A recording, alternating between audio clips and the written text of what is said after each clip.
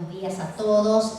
Muchas gracias por acompañarnos en esta quinta semana social que organiza la Comisión de Justicia y Paz del Arzobispado de San Juan de Cuyo. Y algunas de las personas que nos están acompañando ya están habituados a transitar las semanas sociales. Otros, alumnos más jóvenes, no están, es la primera vez que están asistiendo y por eso les vamos a contar un poquito qué es una semana social. Las semanas sociales constituyen un lugar de expresión y crecimiento de los ciudadanos y dirigentes comprometidos en la construcción del bien común.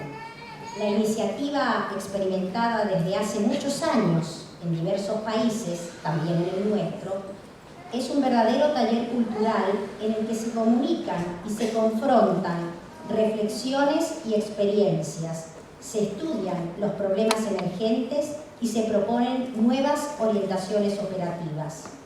El objetivo general de toda semana social es generar espacios para que distintos sectores políticos, sociales, sindicales y productivos dialoguen y elaboren propuestas para alcanzar la meta de una nación justa y solidaria.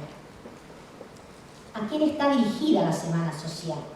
A agentes pastorales vinculados a la cuestión social, a ciudadanos y dirigentes políticos, sociales, sindicales, profesionales, académicos, entre otros, comprometidos en la construcción del bien común, jóvenes y nuevos dirigentes con vocación de servicio.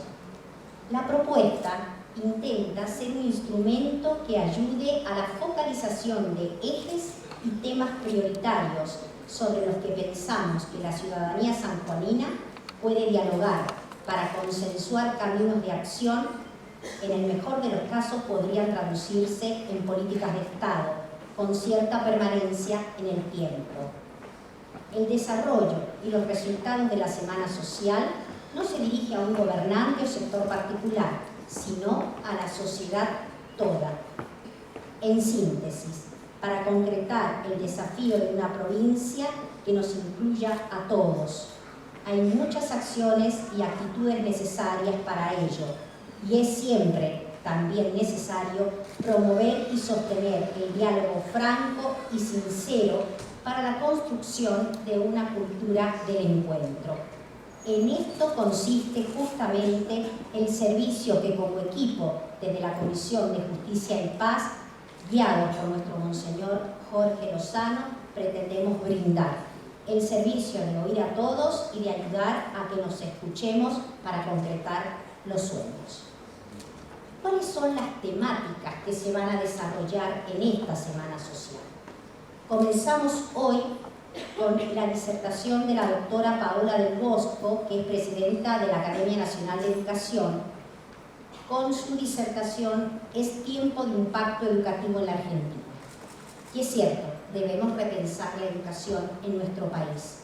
Pero también hay otras problemáticas que nos preocupan y continuará la semana social, que en realidad no es una semana cronológica, sino que nos va a llevar un espacio de 15 días aproximadamente con todas estas temáticas, algunas de manera presencial y otras que se desarrollarán en los distintos medios de comunicación de la provincia.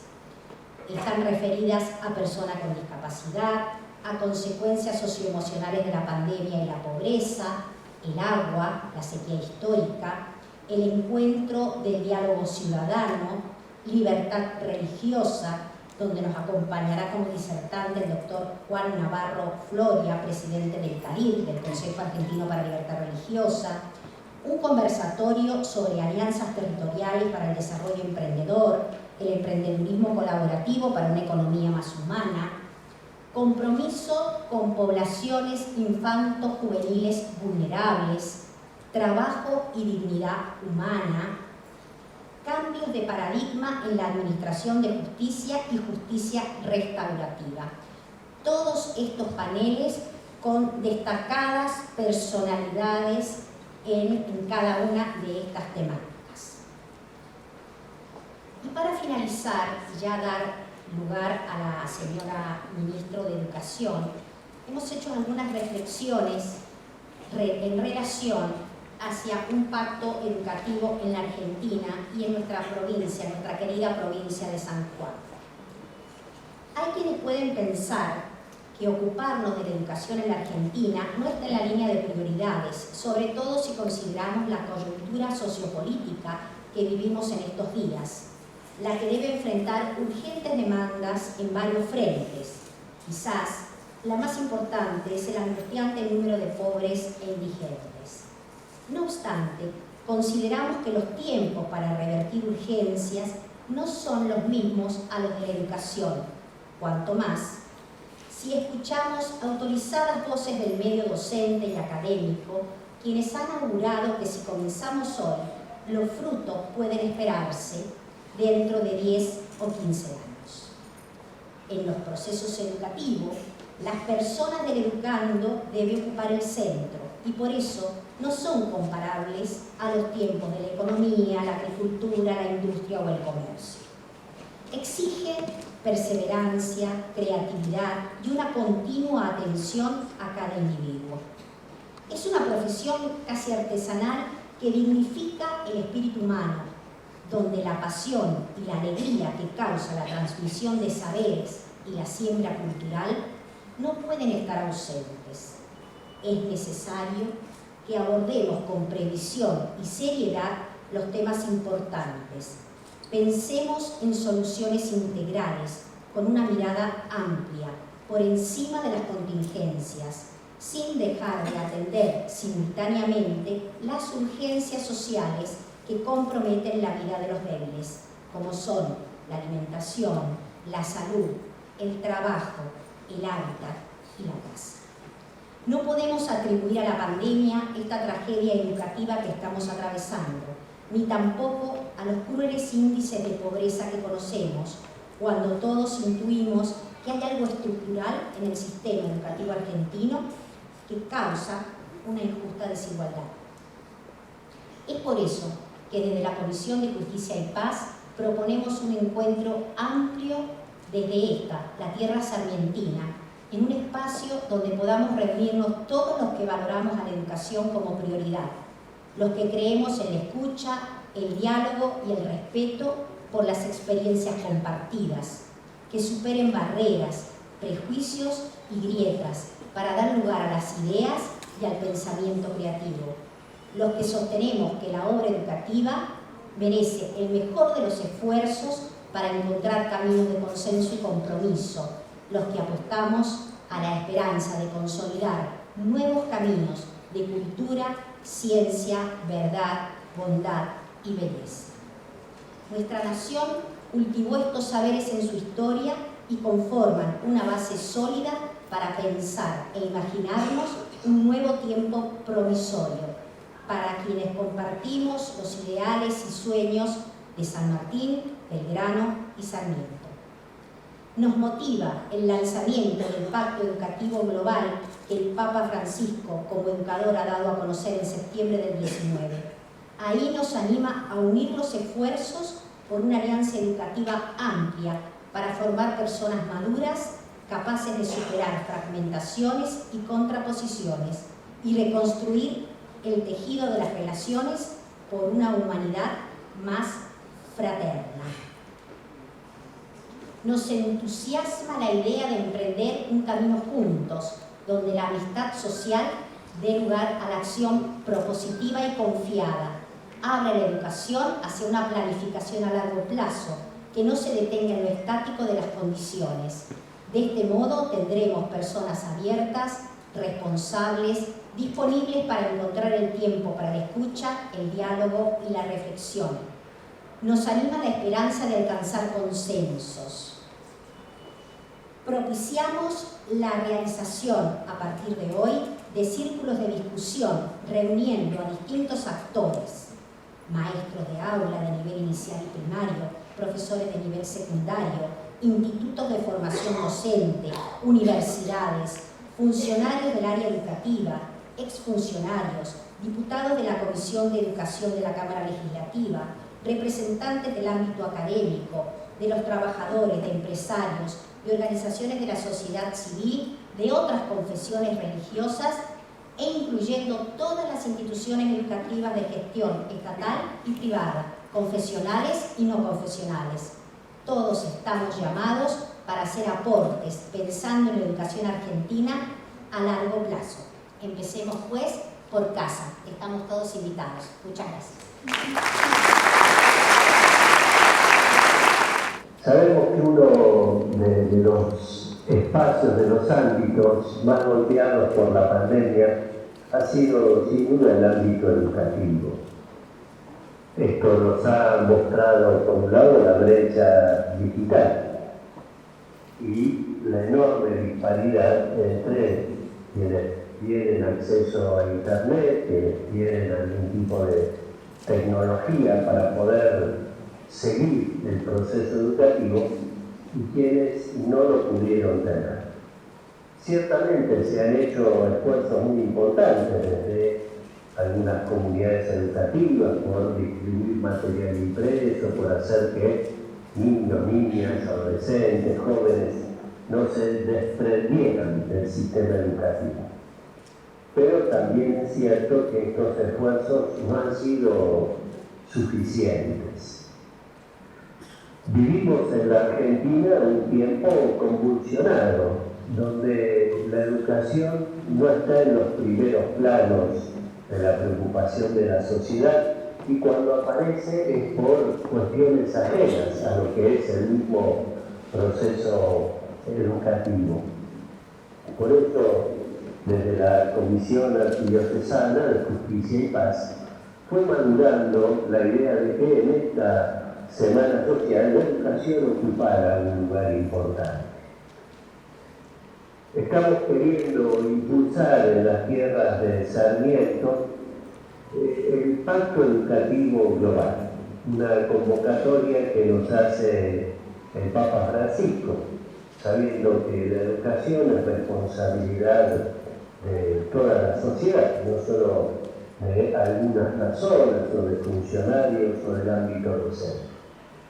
A nivel global y a nivel continental ya se han hecho varios encuentros, también a nivel nacional, donde se han reunido funcionarios, especialistas, organizaciones sociales, para reflexionar en torno a esta propuesta del Pacto Educativo Global. El Papa nos propone 7 compromisos: poner a la persona en el centro, escuchar a los jóvenes, promover a la mujer, responsabilizar a la familia, abrirse a la acogida, renovar la economía y la política, cuidar la casa común. La educación que ha de ser integral, no solo orientada hacia un oficio, un lugar de trabajo, sino desplegar todas las cualidades de la persona humana. Les aseguro que en esta jornada que vamos a compartir podamos profundizar en nuestros compromisos con la educación y ser parte de este pacto educativo global del cual estamos todos a formar parte. Muchas gracias y que Dios les bendiga. Agradezco mucho la invitación que se me hiciera llegar para participar de esta Semana Social 2022, iniciativa del Arzobispado de San Juan de Cuyo, llevada adelante por la Comisión de Justicia y Paz, que ya tiene varias ediciones y que nos permite, como decía Silvia al inicio, detenernos a reflexionar sobre nuestro presente, compartir ideas, experiencias y proyectarnos. Pensaba en este marco justamente de pacto social en que solo podía acercar algunas reflexiones en torno a la escuela. La vivencia de los 2 últimos años nos ha hecho pensar, entre otras cosas, sobre las funciones de la escuela y si siguen teniendo la vigencia de siempre. Desde la modernidad, la escuela ha tenido las funciones de transmisión del conocimiento y de formación en valores y normas. Según las épocas y los contextos socioculturales, estas funciones han tenido connotaciones diversas y se han dirigido a diferentes grupos sociales, pero esencialmente no han cambiado. La irrupción de las tecnologías de la información y la comunicación en el ámbito escolar han insertado un nuevo componente que pone en tensión las funciones tradicionales. ¿Qué impacto tienen las nuevas tecnologías de la información y comunicación en las funciones clásicas de la escuela? La velocidad y el modo de configuración del conocimiento propios de las nuevas tecnologías, las permisibilidades de los medios, así como los difusos límites entre lo individual y lo colectivo, lo que es escolar y lo que está fuera, son algunos de los conceptos que nos interpelan. Al decir de Dussel y Quevedo, son desafíos abiertos que nos obligan a seguir pensando. Está en juego no solamente el proyecto escolar, sino el modo en que nuestra sociedad genera, administra, distribuye, recrea y democratiza el conocimiento. Las nuevas tecnologías de la información y comunicación han irrumpido en la sociedad en todas sus instituciones y se han expandido en la cultura de manera casi incalculable. Se ha generado una cibercultura que navega en un ciberespacio y matiza toda la actividad humana, aún hasta la de los más resistentes. Se señala que nuestras sociedades están sufriendo una mutación estructural que ha modificado las bases sobre las que se construyó la modernidad y se ha relacionado estos procesos de cambio con el desarrollo tecnológico propio de esta época. Bauman lo denomina licuefacción acelerada de marcos e instituciones sociales. La escuela, como institución social, no está al margen de este proceso macro de cambios, lo que puede significar un punto de inflexión interesante para repensar la legitimidad de sus funciones tradicionales en el contexto actual. ¿Qué significa para la escuela de hoy transmitir conocimientos? Pueden pensar inicialmente, y a los fines de este análisis, dos líneas de ideas. Una, centrada en la enseñanza del contenido escolar. La otra, que implique un corrimiento de la transmisión de conocimiento hacia el sentido de gestión del conocimiento. La primera propone una escuela que, por haber olvidado su carácter histórico o por desarrollarse en un medio altamente normativo, se atiene al contenido escolar y nada más. Desde esta mirada, transmitir conocimiento será poner en contacto a los alumnos con esta fabricación propia del ámbito educativo, cuya naturaleza es puramente didáctica. Si bien el recorte de conocimientos que supone el contenido escolar facilita la enseñanza y posibilita la democratización del saber, al establecer lo que debe ser enseñado en los niveles de escolarización obligatoria, tiene un alto riesgo de descontextualización, así como de subordinación a los intereses de los grupos hegemónicos.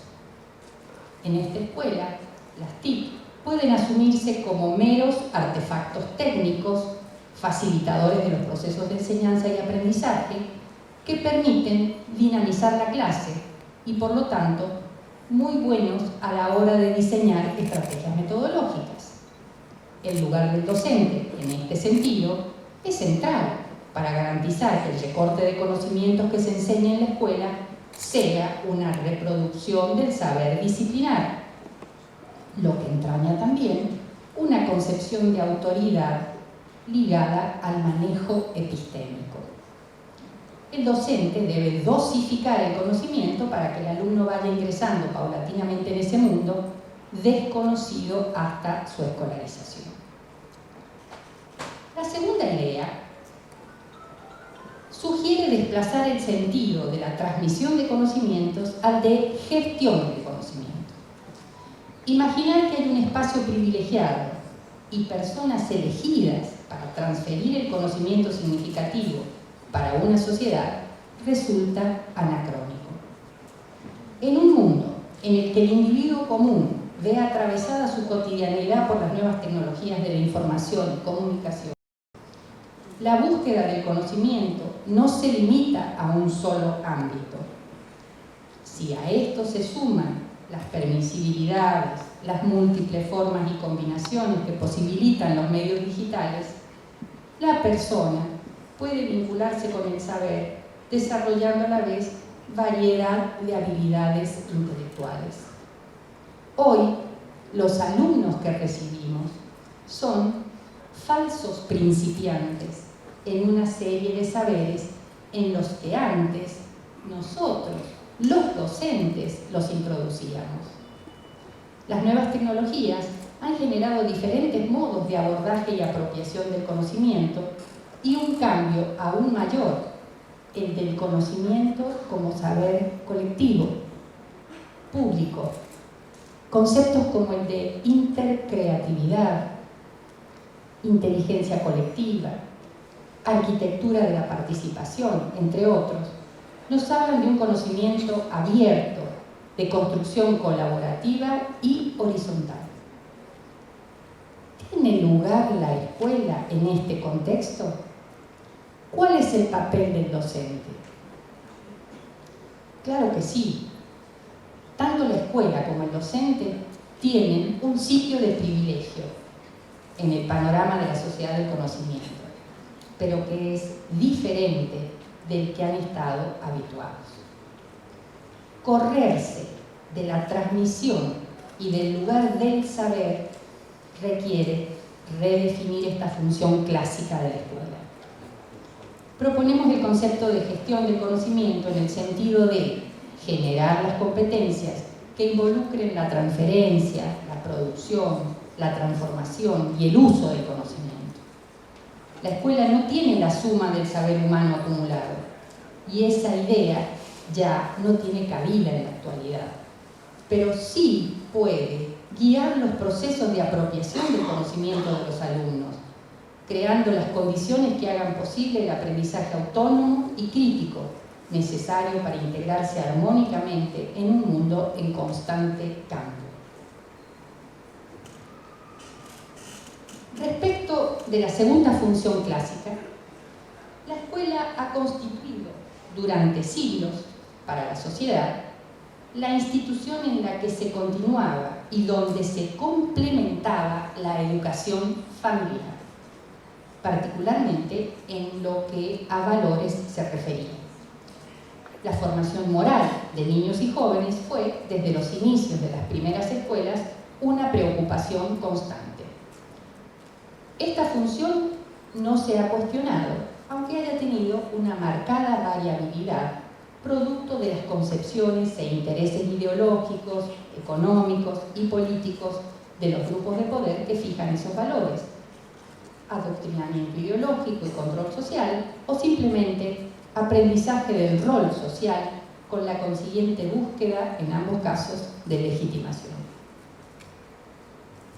En la historia de la educación argentina vemos aparecer desde la colonia hasta nuestros días el planteo de los valores como problemática central de la finalidad de la escuela y del qué enseñar.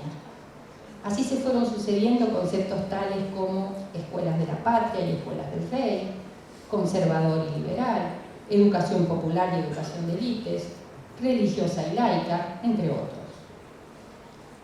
La escuela de hoy tiene un panorama más complejo. Los avances de la ciencia, las conquistas de diferentes grupos históricamente excluidos, por ejemplo, han llevado a redefinir el universo de valores existente.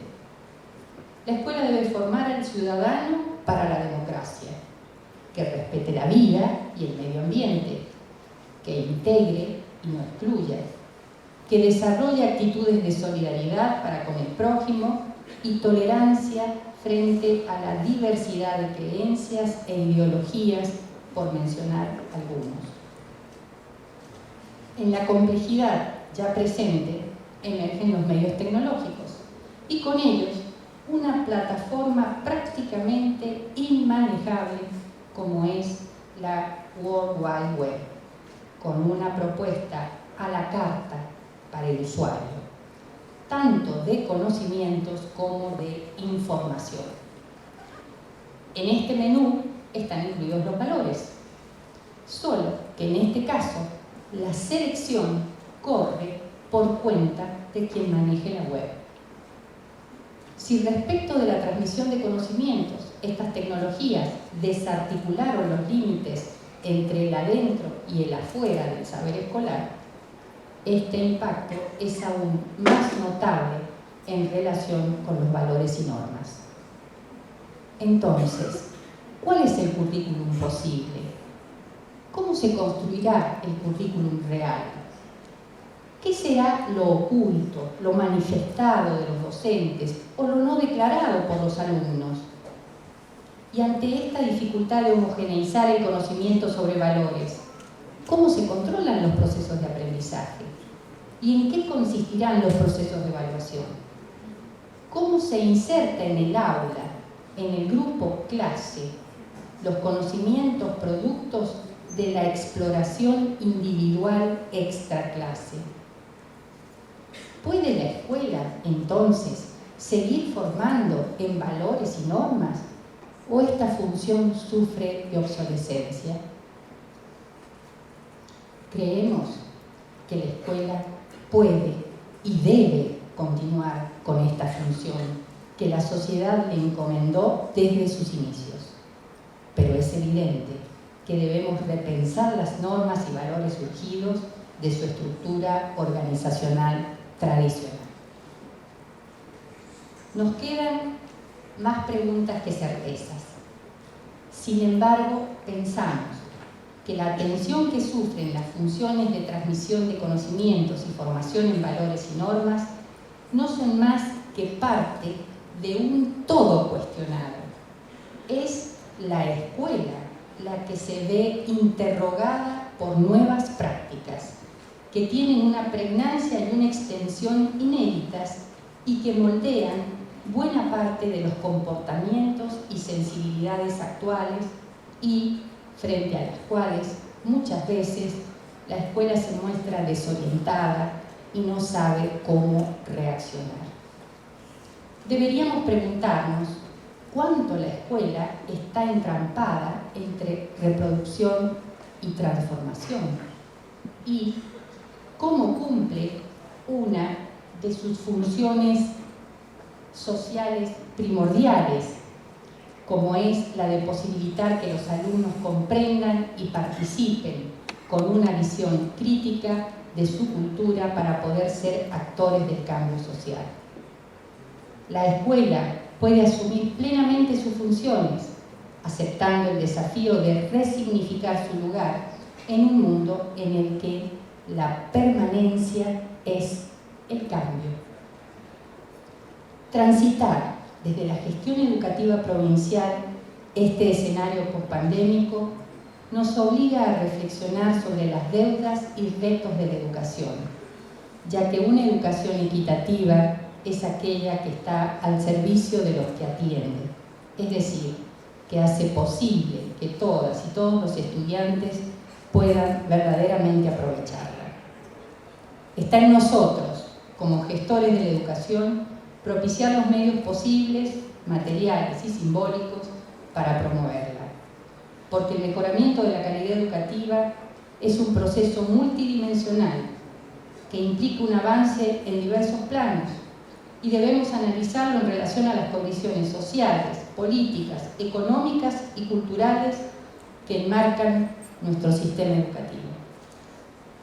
Debemos generar una agenda adecuada al siglo XXI.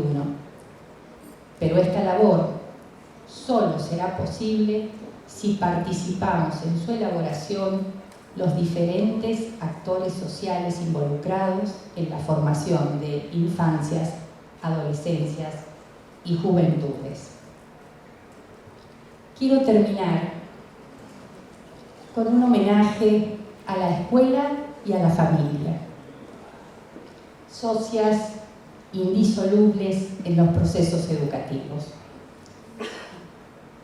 A la escuela, los que son sanjuaninos conocerán las escalinatas de la Escuela Normal Sarmiento, en la que me formé.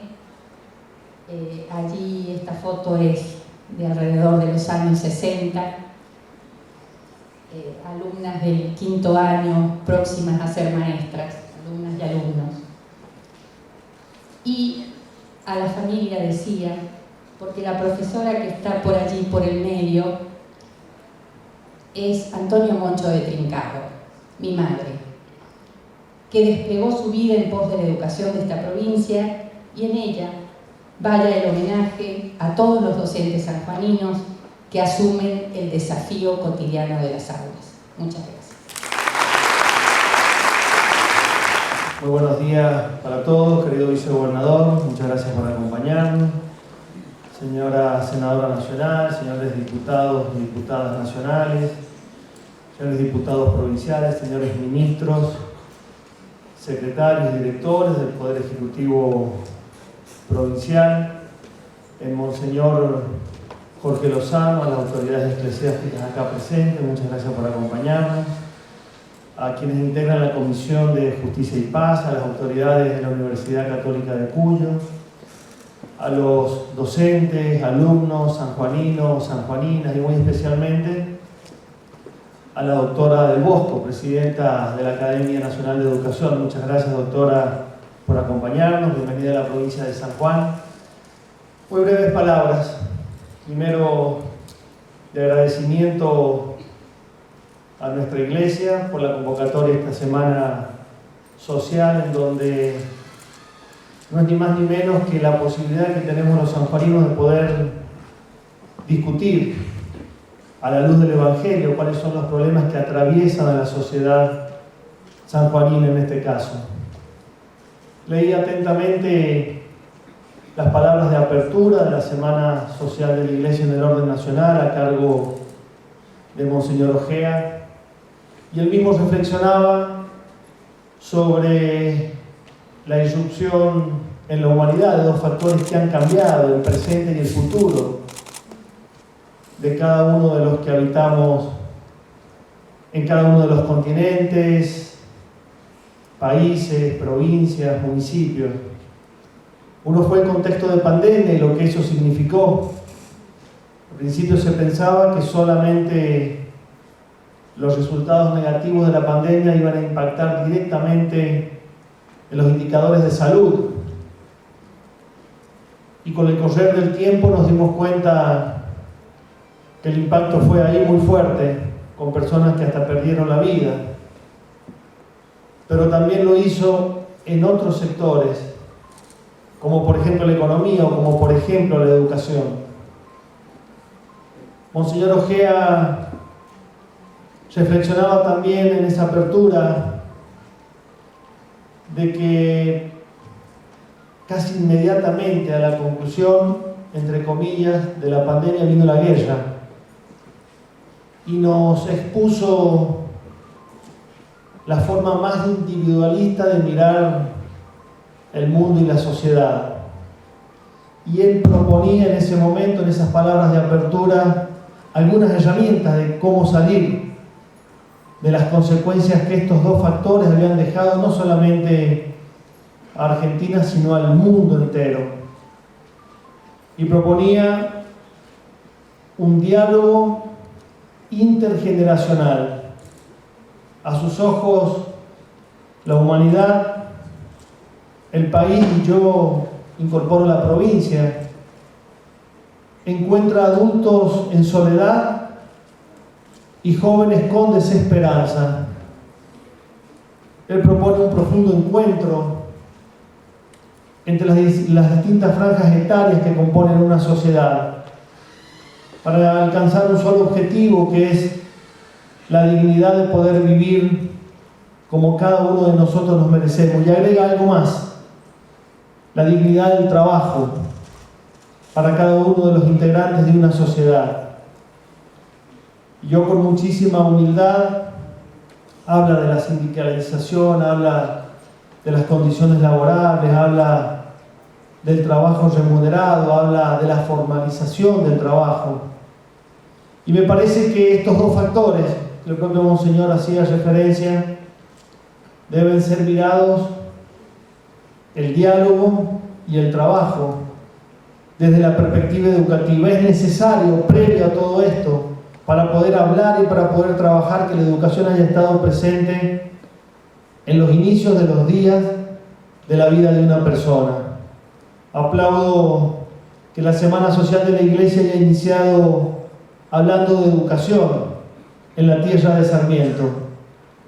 Y más que a hablar, yo vengo a escuchar, a poder, en las palabras de la ministra de Educación, contarles lo que hemos podido generar en la provincia de San Juan, a consolidar lo que hayamos construido bien, pero fundamentalmente a corregir lo que tengamos que corregir y a iniciar lo que no hayamos iniciado hasta el momento.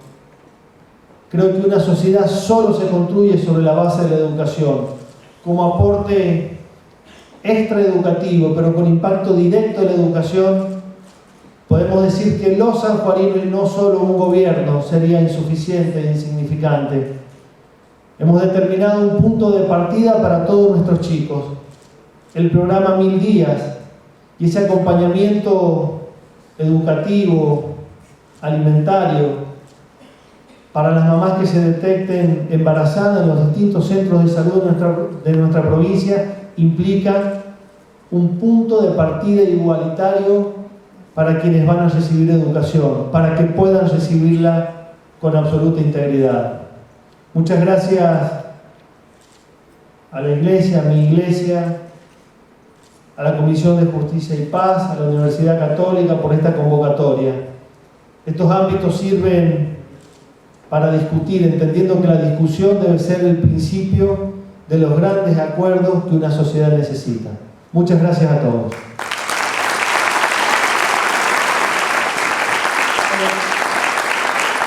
Muchas gracias por esta invitación. No voy a saber saludar tan bien como han hecho las personas que me precedieron. Voy a saludar, por supuesto, el gobernador de la provincia, que me hizo el honor de estar presente, el vicegobernador, la ministra, sé que hay otros ministros, sé que hay legisladores, una senadora, además representantes de distintos aspectos de la sociedad, y eso me agrada muchísimo porque la presencia de todos ustedes, e inclusive de gente varias décadas menores que yo, me hace ver que este tema de la educación y el tema de esta semana social es importante para muchos. Y esto, la verdad, que me llena de esperanza. Yo tengo toda una cosa preparada, pero no me resisto a contarles al comienzo una anécdota. Se la dedicaré a este futuro nieto que nacerá en mayo. Digamos, es una sorpresa y una gran alegría para nosotros, que ya somos una especie de tribu, pero cada nueva llegada es importante. ¿Y qué mundo le vamos a dar a este chico? Me parece que me da todavía un plus de, digamos, de responsabilidad. Voy a empezar por una anécdota. Una vez visité la quebrada de Humahuaca, que me encanta, no era la primera vez y volvería, y en Purmamarca estuvimos en una peña. Y de repente un señor, el que organizaba la peña, dijo que era maestro, Fortunato Ramos, y que en el verano él subía a los cerros a dar clase en pueblos que no tenían otra oportunidad de tener escuela. Y él lo hacía porque se daba cuenta de que esa periferia geográfica implicaba también una periferia social para las personas que vivían en esos lugares. Él anecdotó varias cosas y una en particular me llamó la atención. Dijo que entre sus alumnos había un señor bastante anciano, no sabía muy bien cuántos años tenía porque no lo habían anotado cuando había nacido, así que le calculó así, grosso modo, 80 años o algo por el estilo. Y bueno, en un verano terminó las clases, que duraban algunos meses, no todo el año, lógicamente, se volvió a su escuela habitual. Cuando volvió a subir, antes de irse, le regaló a este señor, que estaba muy entusiasmado, un diccionario enciclopédico con dibujos.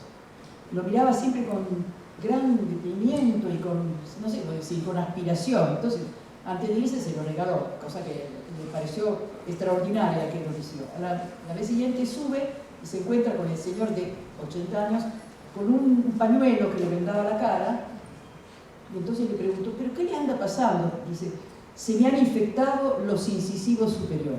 Así que no había médico, y él, ¿por qué me impactó? Me impactó porque pensé, le llegó tarde a él la cultura, el conocimiento, las imágenes, los nombres adecuados, pero los aprovechó al máximo.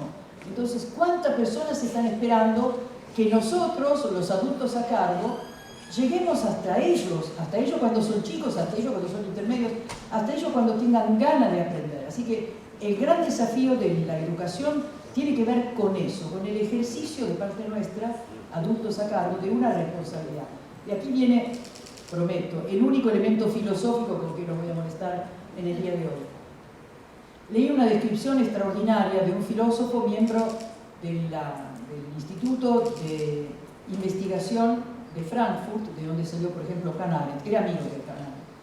Se llama Hans Jonas, y en el libro que se titula El principio de responsabilidad, describe en un capítulo que hay un solo caso de una responsabilidad no recíproca, un caso natural, dice él, porque la sociedad regula nuestras responsabilidades recíprocas. Entre otras cosas, justamente lo de la Escuela de Frankfurt, hablan de la necesidad de una justificación recíproca, es decir, la limitación del poder me la tenés que explicar. ¿Por qué no paso con el semáforo rojo? Y tenés una explicación racional, recíproca. Yo te explico por qué te paro y vos me entendés por qué lo estás haciendo. Así que toda la sociedad no es más que un entramado de responsabilidades recíprocas que pueden ser explicadas racionalmente.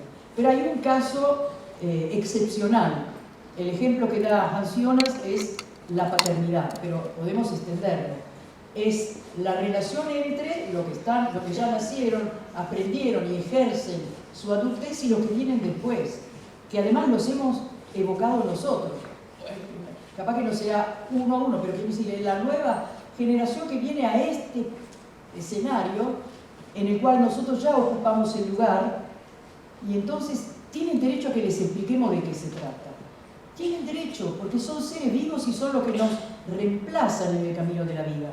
Por eso, responsabilidad no recíproca es eso.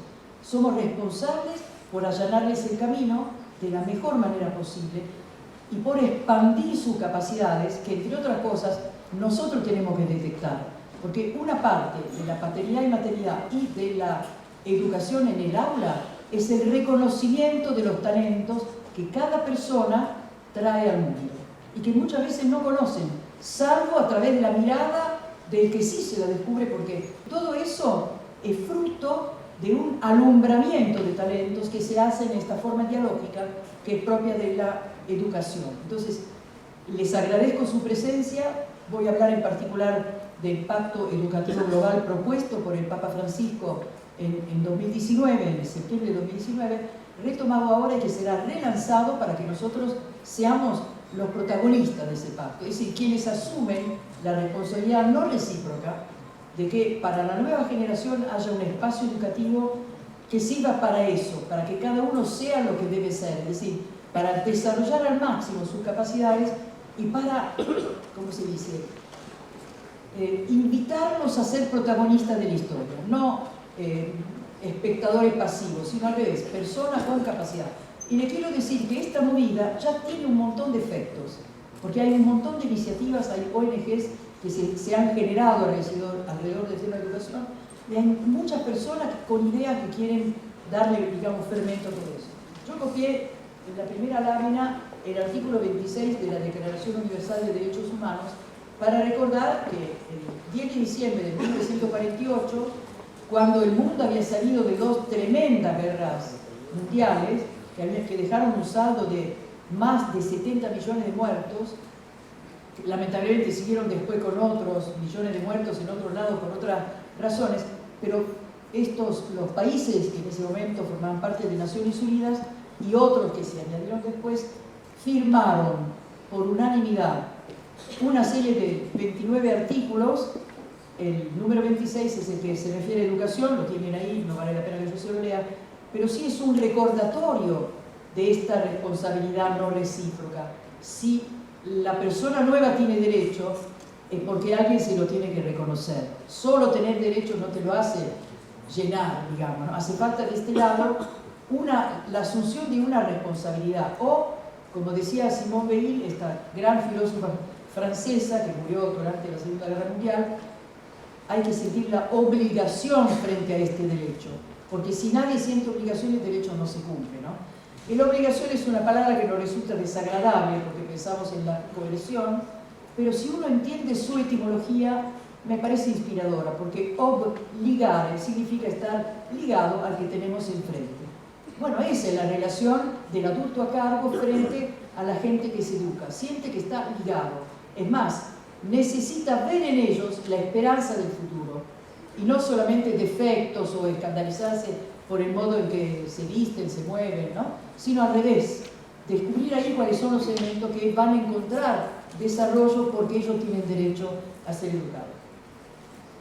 El Papa nos invita a dialogar sobre el modo en que estamos construyendo el futuro del planeta y sobre la necesidad de invertir los talentos de todos, así de los nuevos también, ¿no? Porque cada cambio requiere un camino educativo que haga madurar una nueva solidaridad universal y una sociedad más acogedora. Es una invitación para todos, no es confesional, se dirige a la humanidad.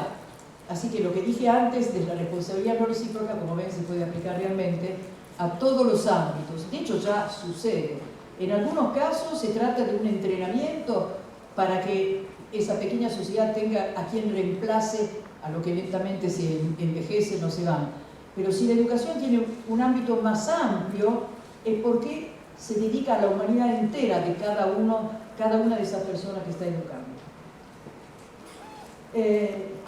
¿Cuál es la finalidad de este pacto educativo? Yo puse como título algo que aparece al final, ¿no? Al final del primer párrafo, es ir hacia un nuevo humanismo, es decir, a una consideración de la persona en su totalidad. Es verdad que la fuente de conocimiento se ha multiplicado, pero hay algo que permanece, que son ciertas características humanas, tanto que en libros sapienciales del pasado se pueden aplicar a nosotros. Esa búsqueda de la presencia del otro, el trato, la paciencia que hay que tener frente a quienes crecen, ¿no? La facilidad de las herramientas que les acercamos para poder entrenarse, para poder adquirir habilidades, todo eso está presente. Así que el nuevo humanismo es el ser humano de siempre, pero en un contexto nuevo. Y entonces el desarrollo pleno de todos los aspectos de su persona que está a nuestro cargo, los adultos y en particular quienes nos dedicamos a la educación.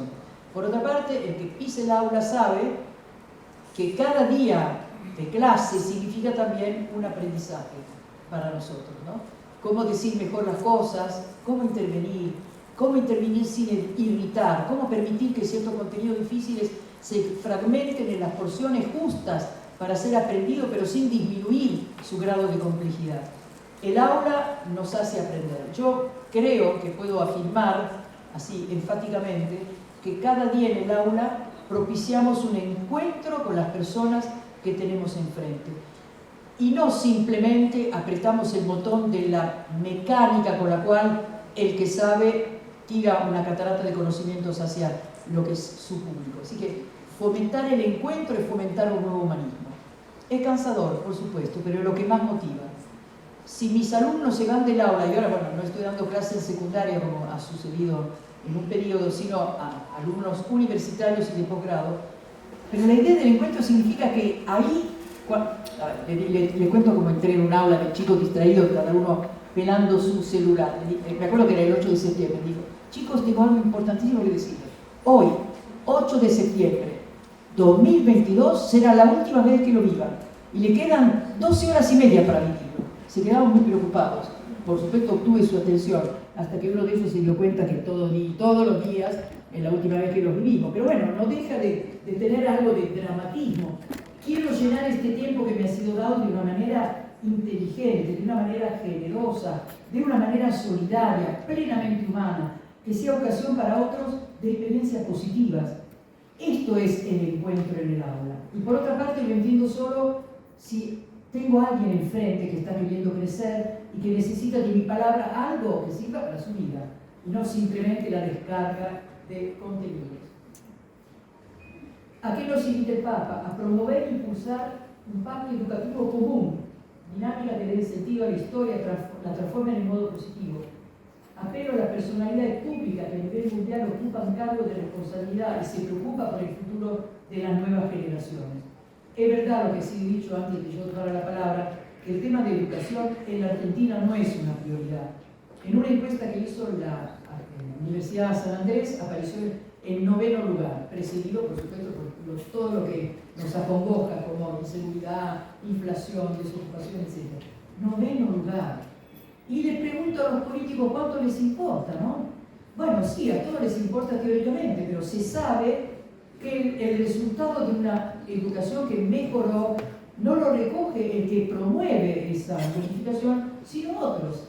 Ahora, lo recibe el país entero. Quiero decir que el cálculo no sé cómo decir, de aprobación por una lógica partidaria no sirve para la mejora del entero sistema educativo, pero sí sirve para el país. Cada uno de nosotros es un recurso para la mejora del país. Y si nos dedicamos a educación, más todavía, ¿no? Porque hay un impacto directo en las personas que se educan. Tres finalidades. Realizar el compromiso, renovar la pasión de una educación más abierta, incluyente, capaz de escucha paciente, de diálogo constructivo, de mutua comprensión. También los alumnos nos comprenden. Nosotros los comprendemos a ellos y ellos nos comprenden. Se dan cuenta de cosas que no han salido bien, por ejemplo. Yo he recibido muchas muestras de esa comprensión, de esa paciencia, ¿no? Me parece eso, el encuentro tiene claramente esos efectos. Unir esfuerzos para una alianza educativa amplia, para formar personas maduras, capaces de superar, acá suele fragmentaciones y contraposiciones. Lo vivimos y lo sufrimos.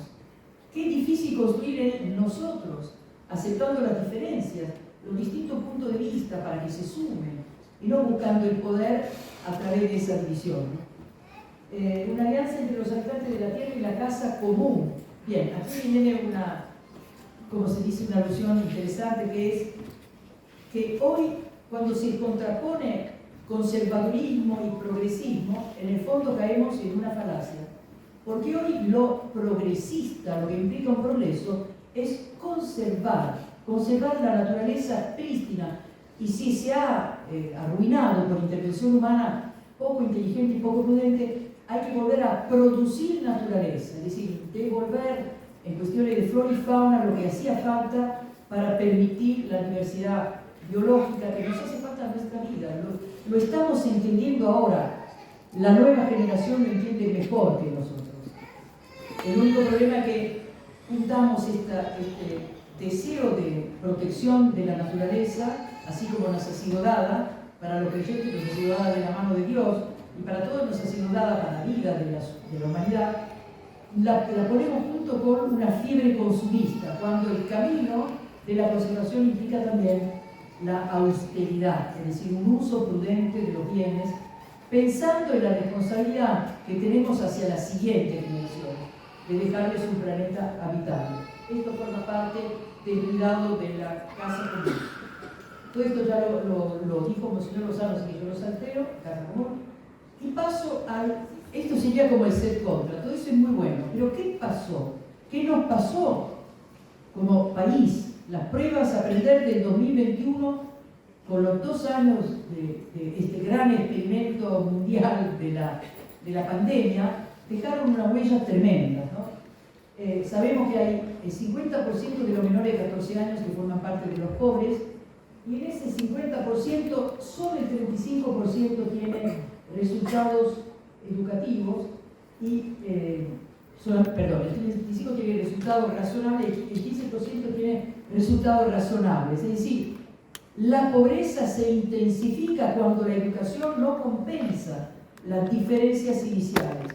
La educación es el órgano por el que crece una sociedad. Es verdad que llegan distintos, pero en la educación no creo que haya que hacerlo todos iguales, pero hay que compensar los desequilibrios en los privilegios. Privilegios económicos, privilegios de una familia más culta, privilegios de mayor salud, todo eso la educación bien pensada, bien pergeñada, logra compensarlos. Porque parte de la justicia también es eso, ¿no? Y finalmente, acá me di el gusto de estudiar, pero prometo pasarlo a vuelo de pájaro, un largo texto que es una declaración de los jóvenes en Naciones Unidas en pos de la transformación educativa. Hubo un summit hace muy poco, en septiembre, los últimos días de septiembre, y sigue en octubre, para pensar cómo tiene que ser la transformación educativa. Ellos se reunieron, estos jóvenes, en una lámina dice que hicieron entrevistas por Zoom o presenciales, encuestas a 170 países, que es un número interesante. Y creen que han involucrado a 500.000 jóvenes para llegar a estas conclusiones. Durante mucho tiempo se nos ha excluido, dicen. ¿Por qué protestan? Es fácil entenderlo. Antes, los chicos de 13, 14 años empezaban su vida de adultos, los chicos y las chicas.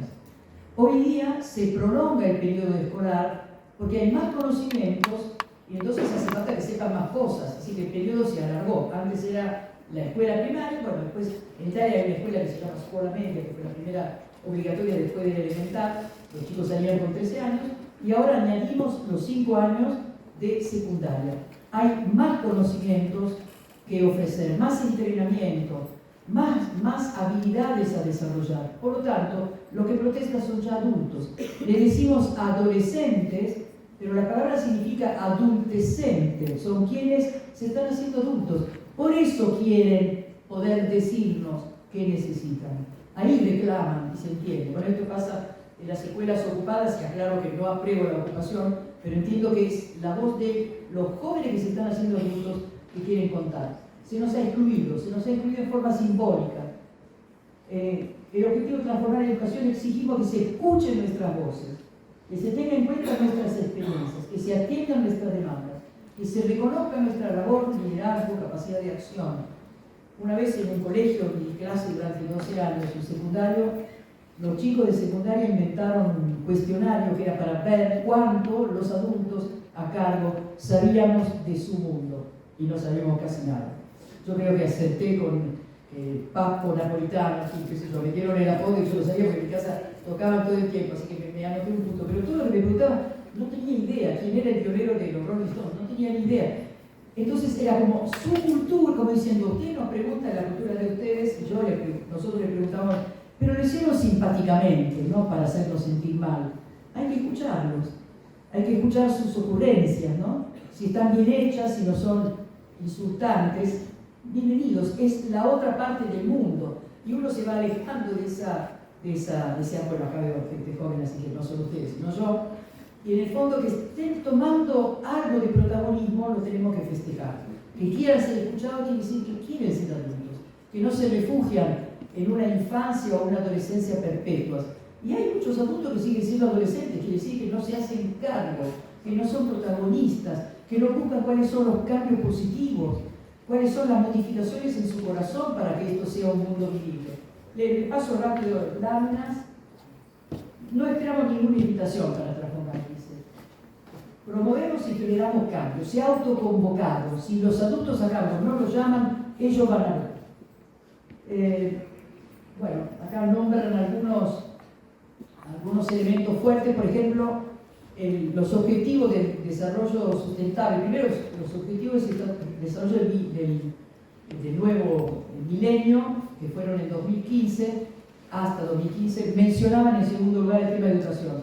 Pero los objetivos de desarrollo sustentable, que lo mencionan en cuarto lugar, hablan de una educación de calidad, no simplemente la escuela, sino una escuela que enseñe algo significativo, que tenga una síntesis de lo que hemos descubierto, pensado y escrito, que les sirva a ellos para la vida, ¿no?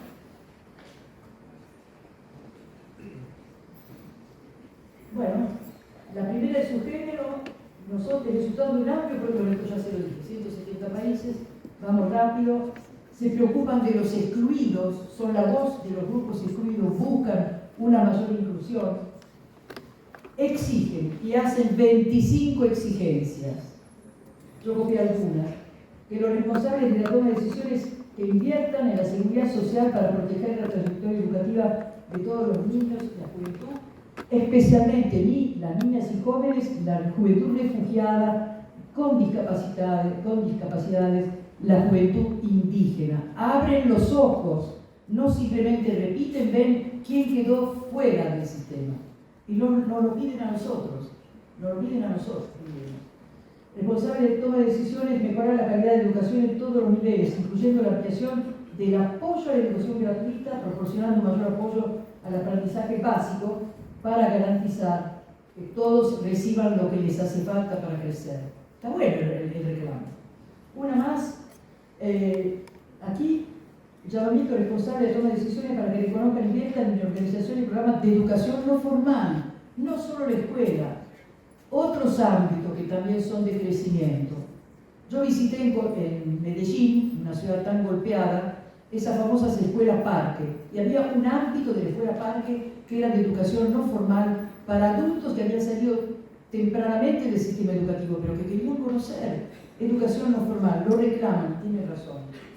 Finalmente, un aumento del presupuesto educativo, ¿no? Que sirva para resolver muchísimos problemas. Es un reclamo duro, es un reclamo ya de adultos. Se comprometen y de nuevo exigen, se comprometen a seguir exigiendo, ¿no? Eso no me parece mal. 25 exigencias y se comprometen, pero acá son 5 los compromisos. Los primeros 3 recuerdan que van a seguir exigiendo, pero con estos 2 que son de su compromiso auténtico. Un plan de acción coordinado por la red del desarrollo sustentable que son para este nuevo milenio, y cuarto de los cuales es la educación y la calidad educativa, para llevar a cabo la demanda mencionada más allá de la cumbre. Movilizar las partes interesadas, un movimiento mundial de transformación en la educación, una educación que esté al día, que sepa que hay muchas fuentes de conocimiento y que lo más importante es la capacidad crítica de reconocer cuáles fuentes son atendibles y cuáles no, de compararlas y ver cuáles son los elementos que se confirman en esa comparación y cuáles en cambio discrepan. Eso es una innovación, tanto a nivel local como mundial. Promover el diálogo, la cooperación intergeneracional, intercultural, interreligiosa en los sistemas educativos de todas las comunidades, países, regiones, para crear un mundo mejor, basado en la solidaridad, la diversidad, la empatía, el entendimiento mutuo y el respeto. Han pensado bien estos jóvenes, nos exigen a nosotros que estamos a cargo, pero han pensado bien porque ellos saben que son parte del mundo. La educación no es algo que nosotros les aplicamos a ellos, como si se tratara solo de un entrenamiento, sino que es un ámbito en el cual los adultos con más tiempo les transmiten todo lo bueno que supieron hacer, pero con honestidad les transmitimos también lo que no supimos resolver, para que ellos puedan hacerlo. No es un ejercicio de poder, sino en todo caso es un poder de servicio, ¿no? Nosotros nos acercamos a ellos para servirlos en el camino de su crecimiento. Creo que es algo que nos entusiasma a todos, nos preocupa, nos cansa, pero si no supiéramos que algo bueno puede pasar en cada clase, en cada encuentro con ellos, muy difícilmente nos levantaríamos a la mañana para ir a trabajar. La educación se hace en el sistema educativo, en la visión arquitectónica de todo lo que hay que hacer, pero también se hace en lo pequeño, en el trabajo de todos los días, donde la innovación, las ideas buenas, la idea de transformar eso que convivimos con nuestros alumnos en algo interesante que se lleve para la vida, guía, despierta y entusiasma nuestra capacidad de educar. Bueno, nada más para decirle, muchas gracias por la atención.